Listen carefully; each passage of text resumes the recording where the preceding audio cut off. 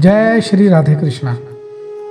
दोस्तों, अगर आप मेरे चैनल पर सुनाई गई कथाओं से संतुष्ट हैं तो मेरे चैनल को सब्सक्राइब, लाइक और शेयर करें। वास्तविक वीर वही होता है जिसके पास अपने भगवान की भक्ति का बल होता है। भारत में अनेक सिद्ध संत हुए, उनमें से एक थे खोजी जी। वह लक्ष्मीदास जी के शिष्य थे। खोजी जी का नाम चतुरदास था, परंतु उन्हें खोजी जी के नाम से ख्याति प्राप्त हुई। एक दिन जब खोजी जी के गुरु लक्ष्मीदास जी एक पीपल के पेड़ के पास लघु शंका अर्थात मूत्र त्याग करते हुए हंस रहे थे, तो वहाँ खोजी जी हाथ पांव धुलाने के लिए जल लेकर खड़े थे। जब खोजी जी ने गुरुदेव से उनके हंसने का कारण पूछा तो गुरुजी ने कहा, अरे तुम कैसे शिष्य हो, तुम्हें अपने गुरु के मन की बात भी नहीं पता। हालांकि गुरुजी ने सरल स्वभाव से कहा था, परंतु इस बात को खोजी जी ने बड़ी गंभीरता से लिया। वह सोचने लगे कि आखिर मैं कैसा शिष्य हूँ जो अपने गुरुदेव के मनोभाव को ही नहीं जानता। अब खोजी जी अपने गुरुदेव के मनोभाव को जानना चाहते थे। अब उनका यह परम लक्ष्य था। इसलिए खोजी जी गुरुदेव से आशीर्वाद लेकर शक्ति प्राप्त करने के लिए तप करने चले गए। अब उनका भाव उच्च कोटि का था। गुरुदेव की सेवा करने और मनोभाव समझने के लिए शक्ति चाहिए थी, तो भगवान ने भी कृपा जल्दी कर दी और यह शक्ति प्रदान कर दी। अब यह शक्ति मिलते ही वह यह बात भी जान गए कि गुरुदेव लघु शंका के वक्त क्यों हंस रहे थे। अब वह कारण समझ गए तो विचार करने लगे कि गुरुजी के मन के विचार यह थे कि जिस प्रकार पीपल का वृक्ष स्थिर खड़ा है और उसके पत्ते, बीज आदि सब लघु शंका करते वक्त बह रहे हैं, उसी तरह ब्रह्म एक रस और सुस्थिर रहता है और जीव माया के प्रभाव में आकर इधर उधर भटकता रहता है। अर्थात पीपल के पत्ते जब तक पीपल के वृक्ष से लगे रहते हैं जब तक सुरक्षित रहते हैं, इसी तरह मानव जब तक भगवान के चरण कमलों से लगा रहता है सुखी रहता है।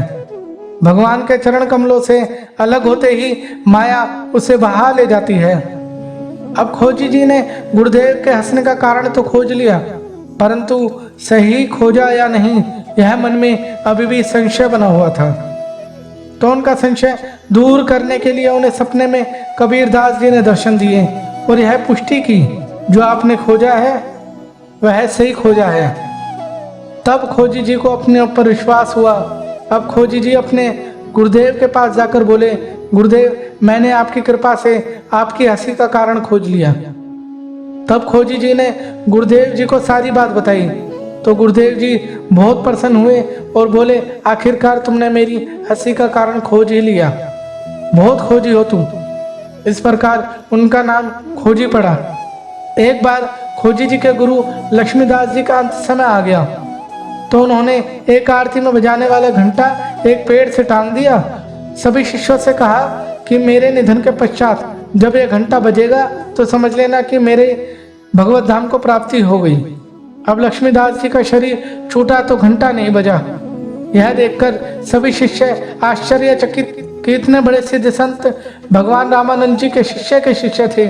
खोजी जी जैसे सिद्ध संत के गुरु थे और घंटा नहीं बजा। तो खोजी जी अपने गुरु के स्थान पर लेट गए। जहां उनके गुरुजी ने शरीर छोड़ा था वहां लेटकर उन्होंने ध्यान लगाया। खोजी जी को एक पका हुआ आम पेड़ से लटकता हुआ दिखाई दिया। तो खोजी जी बोले कि इस आम में गुरुजी की आत्मा अटक गई है। हमारे गुरुजी के मन में आखिरी समय में यह आम देखकर श्री कृष्ण जी ठाकुर जी को भोग लगाने का विचार आ गया था। तुरंत खोजी जी पेड़ पर चढ़कर आम तोड़कर लाए और आम को बीच में से काट दिया। उसमें से कीड़ा निकला।